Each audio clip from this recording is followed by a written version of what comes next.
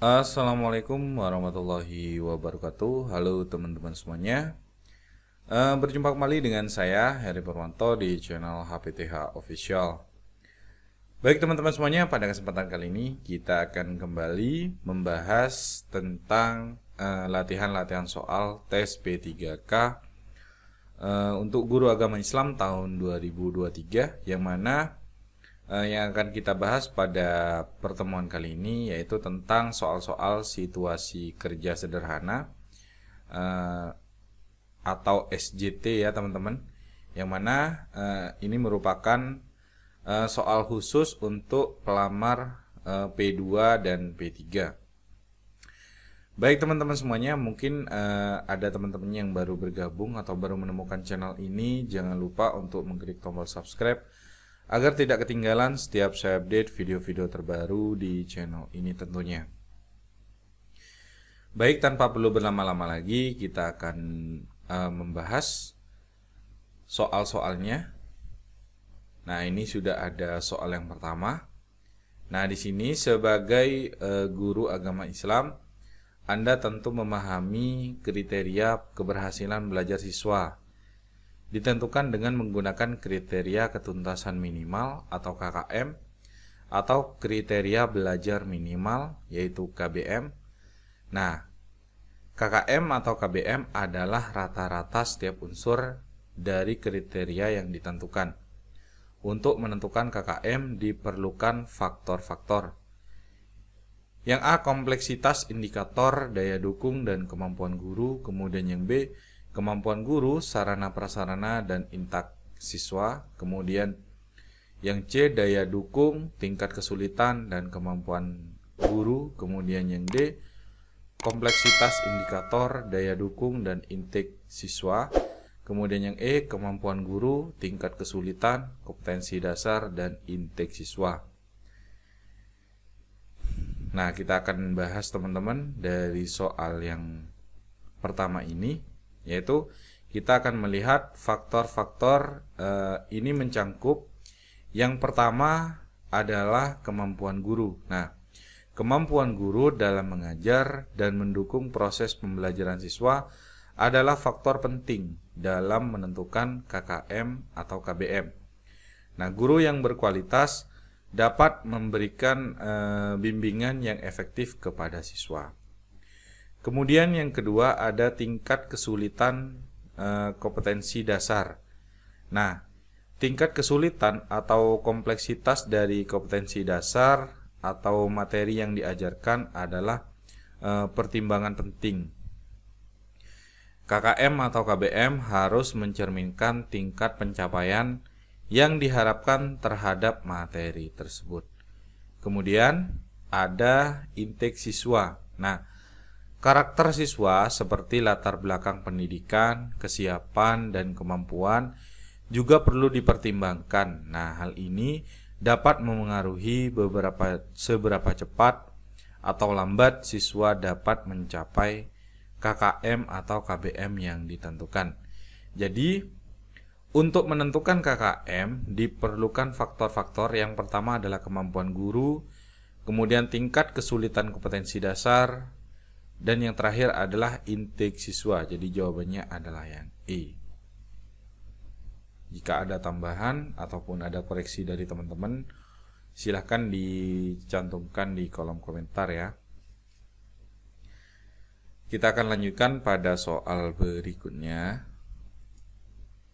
Nah, setiap kali akhir pembelajaran, seorang guru yang mengajar pelajaran agama Islam akan melakukan proses penilaian. Nah, sebelum guru menyusun soal-soal untuk menilai hasil belajar siswa, manakah yang pertama kali harus dipelajari? Yang pertama, yang A, buku sumber yang digunakan. Kemudian yang B, kurikulum dan silabus. Kemudian yang C, karakteristik siswa. Kemudian yang D, indikator pencapaian kompetensi. Kemudian yang E, kemampuan awal siswa. Nah, kita lihat di sini teman-teman untuk pembahasannya. Yang pertama adalah indikator pencapaian kompetensi. adalah panduan yang mengukur sejauh mana siswa telah mencapai tujuan pembelajaran yang ditetapkan dalam kurikulum atau silabus. Dengan memahami indikator pencapaian kompetensi, seorang guru dapat merinci apa yang diharapkan dari siswa dan menyusun soal-soal yang sesuai untuk mengukur sejauh mana siswa telah mencapai kompetensi tersebut. Jadi jawaban dari soal nomor 2 ini adalah yang D, yaitu indikator pencapaian kompetensi.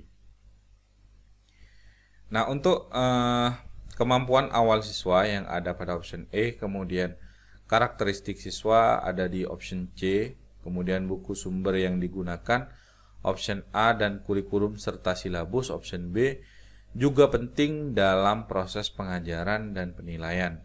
Tetapi indikator pencapaian kompetensi adalah yang pertama kali harus dipahami karena menjadi dasar dalam menilai kemajuan siswa.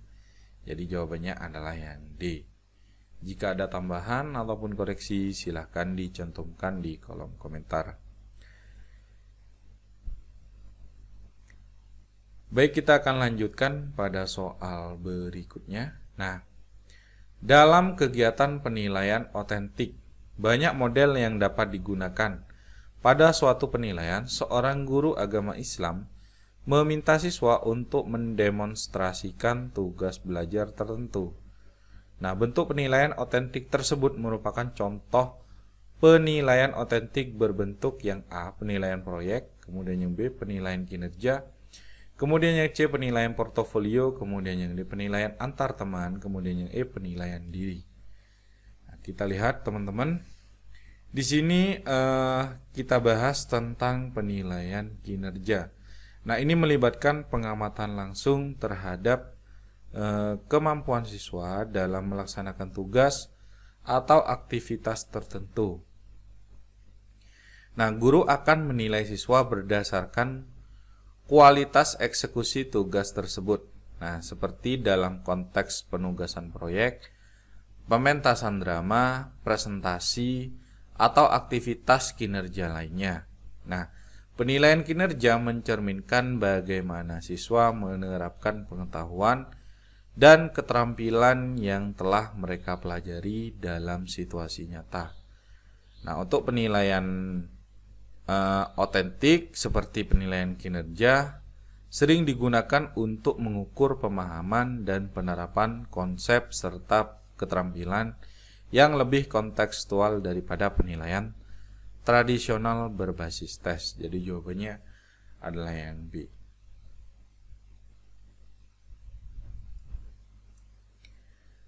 Selanjutnya, setiap akhir evaluasi dimungkinkan ada siswa yang prestasi belajarnya belum memenuhi ketuntasan, sehingga Anda perlu melakukan remedi. Nah, dasar rancangan program remedi bagi siswa yang capaian prestasinya di bawah ketuntasan belajar yaitu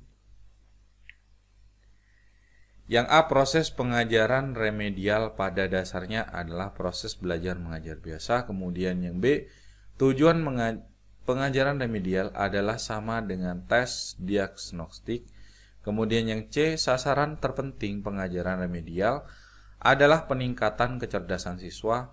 Dan yang D, strategi yang dipilih hanya berbentuk tes ulang. Kemudian yang E, agar prestasi sekolah menjadi meningkat.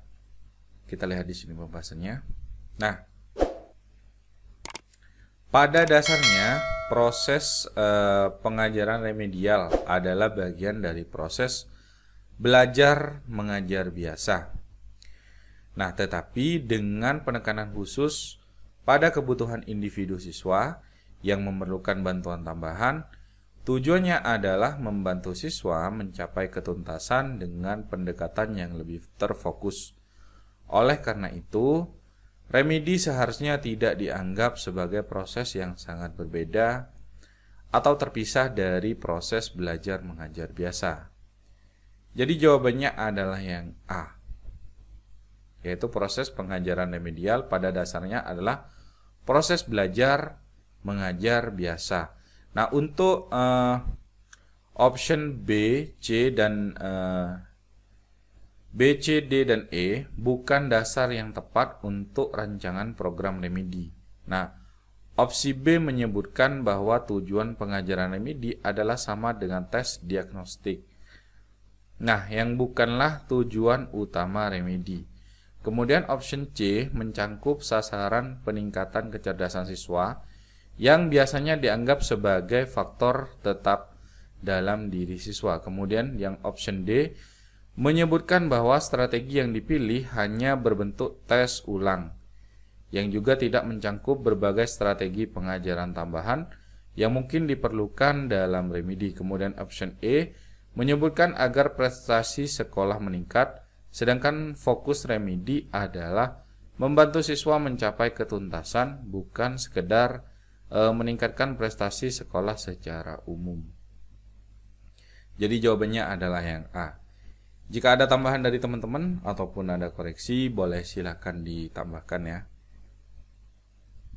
Selanjutnya, jika Anda ingin melakukan kegiatan remedi, maka salah satu prinsip yang penting dipahami guru dalam merancang program remedial bagi siswa, yaitu tampak dalam kegiatan berikut. Yang A, membuat rancangan pembelajaran khusus untuk siswa peserta remedial. Kemudian yang B, menggunakan rancangan pembelajaran yang telah dibuat dengan memperhatikan hasil temuan analisis evaluasi belajar siswa. Kemudian yang C, menurunkan standar ketuntasan belajar.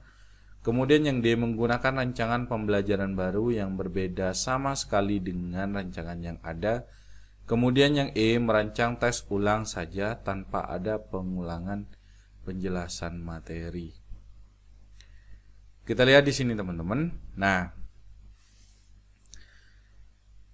dalam kegiatan remedial, nah di sini penting untuk memahami di mana siswa mengalami kesulitan dan kesenjangan dalam pembelajaran dengan mengidentifikasi hasil analisis evaluasi belajar siswa. Nah, guru dapat menyesuaikan rancangan pembelajaran yang sudah ada untuk mengatasi kelemahan tersebut.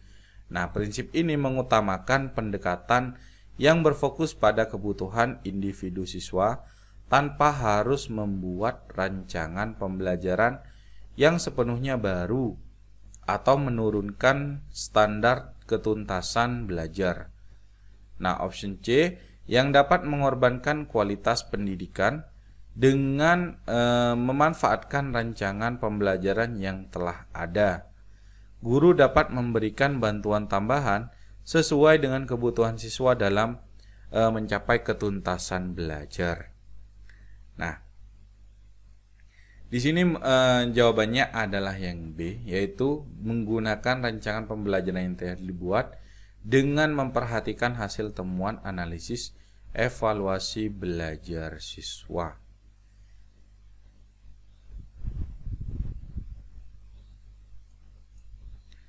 Selanjutnya, jika Anda ingin melakukan penilaian portofolio dalam proses pembelajaran, maka penilaian portofolio dapat dilaksanakan dengan cara yang A, memberikan penilaian menyeluruh terhadap tugas-tugas siswa. Kemudian yang B, mengumpulkan lembaran-lembaran jawaban hasil tes harian dan sumatif tiap siswa. Kemudian yang C, memberikan tugas kepada siswa untuk dikerjakan di rumah.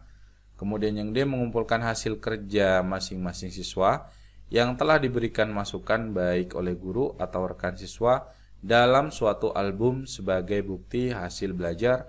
Kemudian yang E, mengumpulkan lembaran-lembaran jawaban hasil ulangan tiap siswa untuk melihat kesulitan siswa dalam memahami pokok bahasan tertentu dan kemudian diberikan pengajaran dan tes remedial. Kita lihat di sini. Nah, untuk penilaian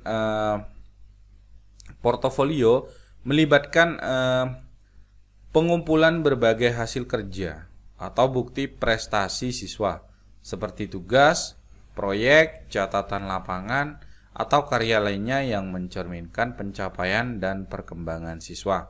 Nah, portofolio ini seringkali mencangkup masukan baik dari guru maupun rekan siswa dan digunakan sebagai bukti hasil belajar yang lebih komprehensif daripada penilaian berdasarkan tes atau ujian tunggal. Nah, jawabannya adalah yang D, itu mengumpulkan hasil kerja masing-masing siswa yang telah diberikan masukan baik oleh guru dan rekan siswa dalam suatu album sebagai bukti hasil belajar siswa. Nah, kemudian di sini untuk alasan option A, B, C, dan E tidak mencerminkan penggunaan penilaian portofolio. Nah, melainkan lebih mencirikan metode penilaian lainnya seperti penilaian tugas, tes harian, dan tes remedial. Selanjutnya. Nah, upaya merancang pengayaan bagi peserta didik yang mencapai ketuntasan belajar optimal tampak dalam kegiatan guru sebagai berikut. Yang A, memberikan tambahan materi berupa sumber ajar dari pengarang yang berbeda. Kemudian yang B, memberikan tes tambahan dengan tingkat kesukaran lebih tinggi.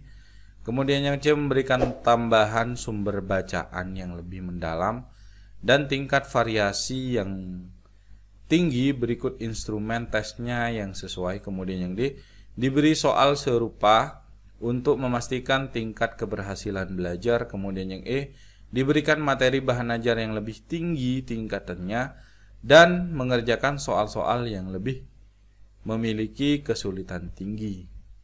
Nah, kita bahas di sini dalam pengayaan guru dapat memberikan materi yang lebih menantang dan tingkatan soal-soal yang memiliki kesulitan tinggi agar siswa yang mencapai ketuntasan belajar optimal tetap terstimulasi dan berkembang lebih lanjut. Nah, ini akan membantu siswa mengembangkan kemampuan mereka lebih jauh daripada materi standar yang diajarkan di kelas. Nah, untuk jawabannya adalah yang E, yang mana di sini untuk option A, B, C, dan D adalah metode yang lebih umum digunakan dalam konteks penilaian dan bantuan tambahan untuk siswa yang belum mencapai ketuntasan belajar. Kemudian, pengayaan ditujukan untuk menghadirkan tantangan lebih tinggi kepada siswa yang telah mencapai ketuntasan belajar optimal agar mereka terus berkembang secara akademik. Nah, jika ada tambahan dari teman-teman, silakan ditambahkan ya. Selanjutnya, pada proses pembelajaran, Anda yang mengajar pelajaran agama Islam ingin melakukan penilaian terhadap perilaku siswa. Maka instrumen yang digunakan dalam proses pembelajaran tersebut adalah yang A, pedoman observasi, kemudian yang B, kuesioner, yang C, tes tulis, yang D, pedoman wawancara, yang E, tes hasil belajar. Kita lihat di sini terkait dengan pedoman pedoman observasi adalah alat yang digunakan oleh guru atau penilai untuk mencatat dan mengamati perilaku siswa selama pembelajaran. Nah, dengan pedoman observasi, guru dapat mengamati berbagai aspek perilaku siswa seperti interaksi sosial, partisipasi, respon terhadap materi pembelajaran, kedisiplinan, dan lainnya. Nah, ini membantu guru dalam mengevaluasi dan memahami perilaku siswa dalam konteks pembelajaran. Jadi jawabannya adalah yang A. Kemudian untuk option yang B, yaitu kuesioner, kemudian yang C, tes tulis, yang D, pedoman wawancara, kemudian yang E, tes hasil belajar, lebih terkait dengan penilaian pengetahuan atau keterampilan siswa, bukan penilaian perilaku.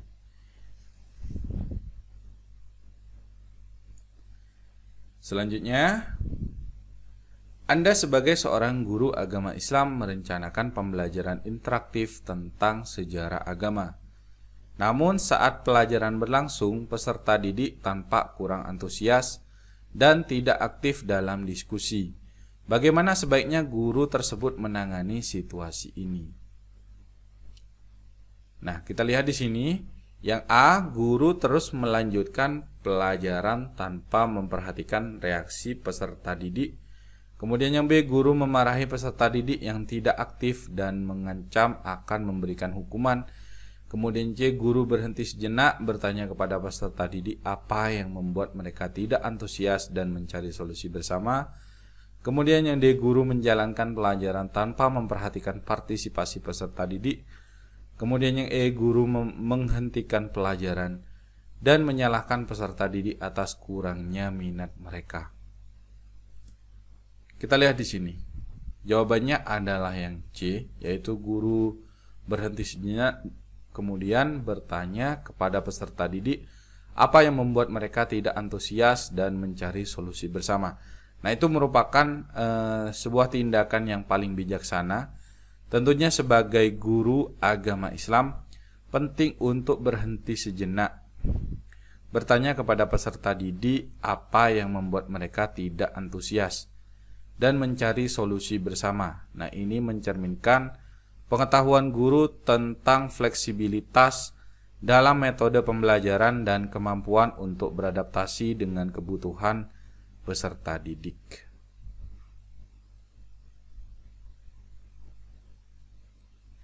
Selanjutnya, Anda sebagai seorang guru agama Islam berencana untuk mengajar konsep ibadah dalam Islam kepada peserta didik yang berusia antara 7 sampai 9 tahun. Bagaimana sebaiknya guru tersebut menyampaikan materi ini? Yang A, guru mengajar dengan metode ceramah dan tidak memperhatikan usia peserta didik. Kemudian yang B, guru menggunakan metode diskusi kelompok yang kompleks karena peserta didik sudah cukup besar. Kemudian yang E, guru mengajar dengan bahasa yang sederhana dan menggunakan materi visual yang sesuai dengan usia peserta didik. Kemudian yang D, guru memberikan tugas yang sulit dan berat kepada peserta didik. Kemudian yang E, guru tidak memberikan materi tentang ibadah kepada peserta didik karena mereka dianggap terlalu muda. Kita lihat di sini jawabannya ada pada option yang C, yang mana di sana guru dengan bahasa yang sederhana dan menggunakan materi visual yang sesuai dengan usia peserta didik. Itu merupakan tindakan yang paling bijaksana. Tentunya sebagai guru agama Islam penting untuk mengajar dengan bahasa yang sederhana dan menggunakan materi visual yang sesuai dengan usia peserta didik. Ini mencerminkan pemahaman guru tentang pentingnya mengadaptasi metode pembelajaran sesuai dengan usia dan kemampuan peserta didik.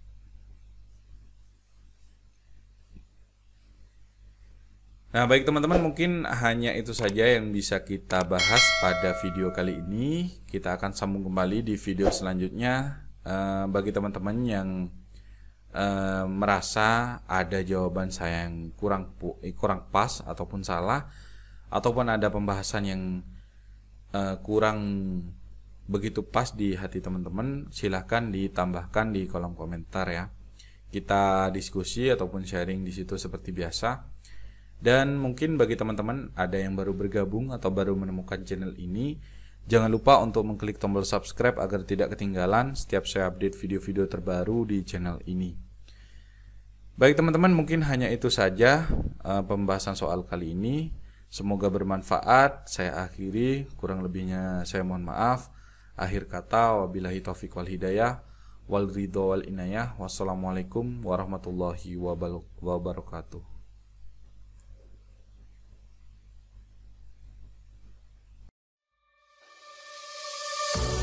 I marvel in your eyes.